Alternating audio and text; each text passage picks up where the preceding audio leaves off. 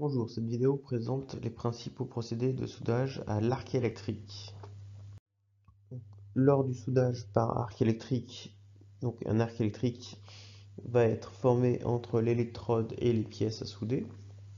Donc un arc électrique est une circulation de charge électrique dans un milieu isolant.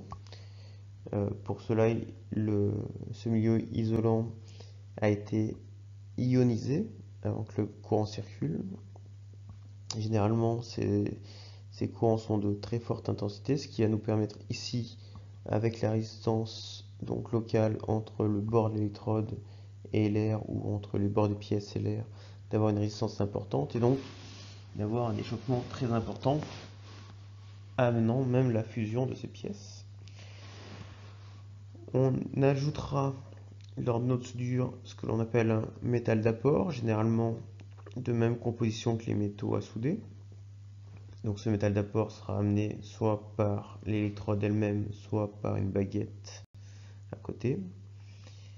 Et nous obtenons ainsi une soudure généralement de même résistance que celle des pièces initiales. Tout d'abord, le procédé de soudage à l'électrode enrobée. Donc l'électrode est une électrode métallique qui va permettre de conduire le courant, qui va être protégée par un enrobage évitant l'oxydation de cette électrode. Et lorsque l'arc électrique va faire fondre l'électrode et son enrobage, on va constituer ainsi le bain de fusion, qui sera donc le mélange de la fusion de cette électrode, mais aussi de la fusion des deux pièces à souder. Et lorsque le cordon de soudure va se refroidir, on aura une couche protectrice qui s'appelle le laitier, qui sera donc issue en particulier de cet enrobage de l'électrode, et qui permettra donc de protéger le bain de fusion. Donc on voit ici schématiquement une soudure par électrode enrobée, et donc l'électrode qui est donc au centre ici, l'enrobage qui va donc fondre en même temps et permettre de protéger le bain de soudure.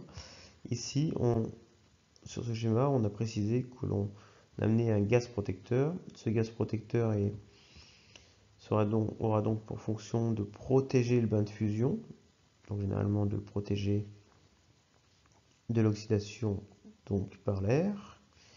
Il peut aussi permettre de favoriser l'ionisation de l'air pour générer l'arc électrique. Et donc on voit ici schématiquement le cordon de soudure de jaune vers bleu qui a donc refroidi progressivement suite au passage de l'électrode.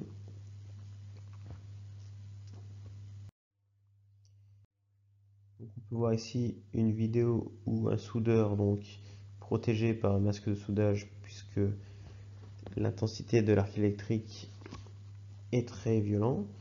Donc généralement on commence à pointer, à faire quelques points de soudure pour permettre de positionner les pièces les unes par rapport aux autres.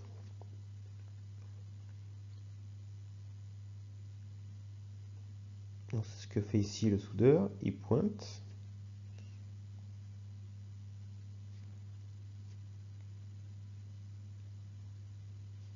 Et donc une fois qu'il a fini de pointer, il va pouvoir souder.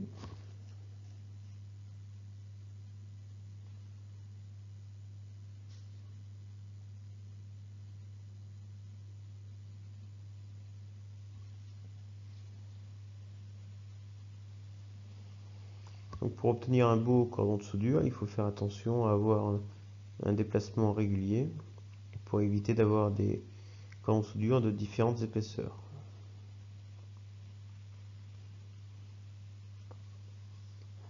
Donc on voit ici le cordon de soudure refroidi.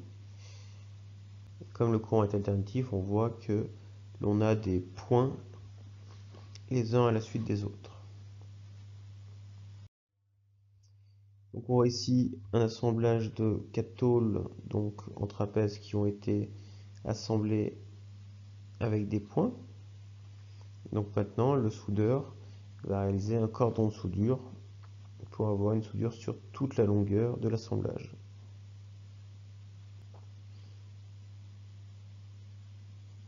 donc avec une avancée régulière.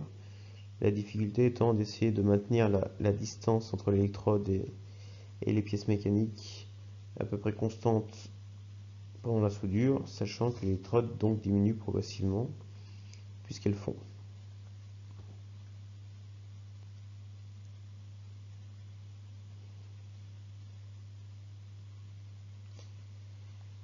Donc on voit bien la couleur qui change très rapidement, donc pour passer de la fusion au refroidissement.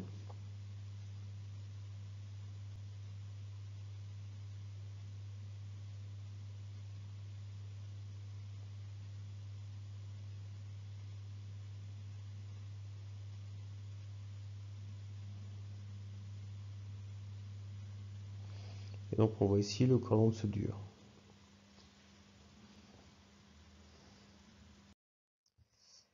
Un autre procédé de soudage à l'arc électrique est le soudage MIG ou MAG, où encore une fois la fusion est obtenue grâce à un arc électrique. L'électrode est ici non pas une électrode solide mais un fil que l'on va pouvoir dérouler, donc amener mécaniquement à l'aide d'un moteur. On utilise des gaz protecteurs pour protéger le bain de fusion et donc favoriser l'ionisation de l'air. Pour le soudage MIG, MIG ça veut dire métal inerte gaz, donc le gaz protecteur est juste là pour protéger. Pour le MAG, le gaz est considéré comme actif, donc va permettre donc de modifier la structure de la soudure. Donc sur ce schéma, on voit ici l'électrode qui est donc un fil qui va donc être déroulé et donc amené à vitesse constante à la soudure, et le gaz donc passe par des conduits autour de ce fil, donc dans la buse, et donc qui est amené au niveau du bain de fusion.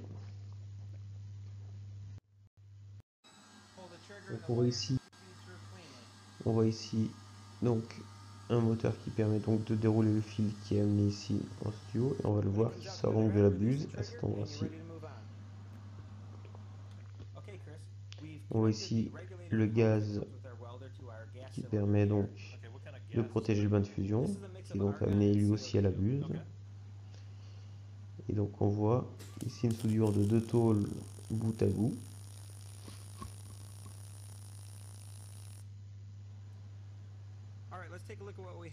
On voit donc notre premier point de soudure. Et vu la faible épaisseur de tôle, on voit que le dessous a été aussi. On voit bien la zone affectée thermiquement qui n'a pas forcément fondu.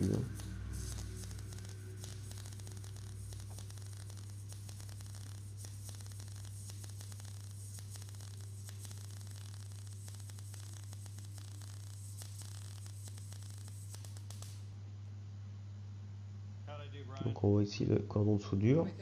Et donc la zone affectée thermiquement tout autour donc change d'allure, alors que la zone qui a fondu est donc uniquement le cordon de soudure ici. Le soudage TIG, donc pour tungstène inerte gaz, où là l'électrode est infusible. Alors le tungstène a une température de fusion bien supérieure aux alliages que nous allons souder, et donc l'électrode va permettre de générer l'arc électrique mais sans fondre.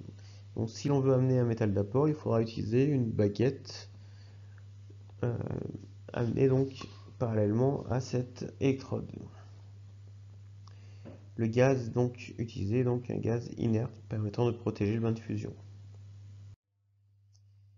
Donc on peut voir ici sur cette coupe notre électrode avec donc l'arrivée du gaz en bleu. L'électrode ici donc en tungstène qui est donc de longueur fixe et qui ne va donc pas être modifiée par la soudure. Et donc ici l'apport par une baguette d'appoint du métal d'apport. Donc on voit ici un soudeur qui tient dans sa main droite donc l'électrode et dans sa main gauche le métal d'apport. Donc ces légers mouvements de l'électrode sont a priori pour donc aller chercher chacune des lèvres des deux pièces et donc faire un cordon de soudure plus large que s'il n'avait qu'un mouvement seulement linéaire.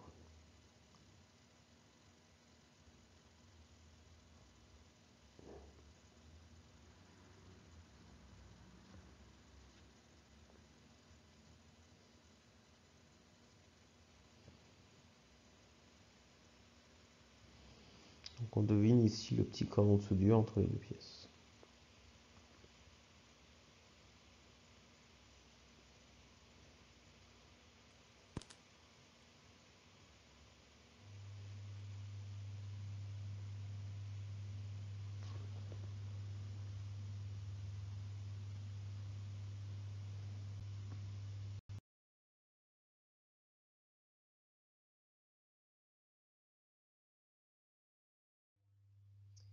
Voilà, c'est tout pour cette vidéo sur les procédés de soudage par arc électrique.